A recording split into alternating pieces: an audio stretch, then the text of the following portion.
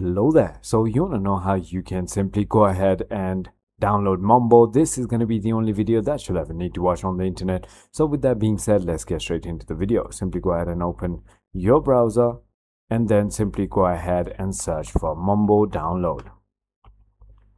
Just like that. Once you've done that, all you need to do is just click on the first link right over here. And as you can see, it says Mumble for Windows. You can simply go ahead and click on that and download. If you have a Mac, you can click on these and download it. Or even if you have a Linux, you can download it from here. So it is as simple as that. Simply go ahead and click on the download button. It's going to start downloading onto your device.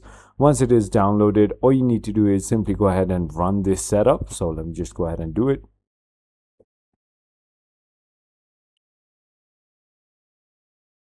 Simply go ahead and open the folder and run the client. And once you've done that, it's going to start installing onto your device once you click on this.